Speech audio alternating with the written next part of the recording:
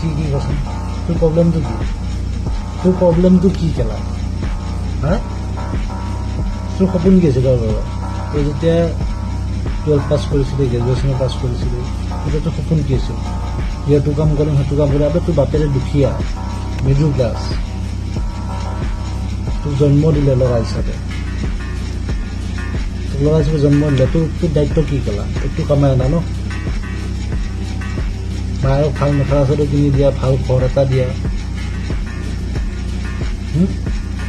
বেলেগ ঘৰত আধা পকা কৰা ঘৰটোতে থাকিবি টাইলছ নলগা সেইটো ঘৰতে থাকিবি সপোন কি আছিল পাহৰি গ'লো এই এটা প্ৰেমত কি পৰি গ'লি এজনী প্ৰেমত কি পৰি পাগল হৈ গ'লি মানে এৰি থৈ গুচি গ'ল তো হৈ গ'ল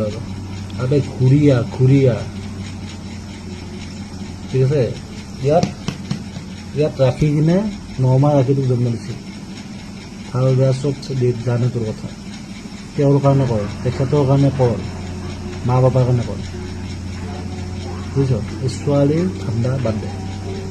আগতেতো কামা নিজে আহি যাব আৰু যিটো আহিব পাৰফেক্টলি আহিব গতিকে অলপমান চিধা আহি যা ট্ৰেকত আহি যা আমিও দৌৰি আছোঁ ৰেচত চবেই দৌৰি আছোঁ ৰেচত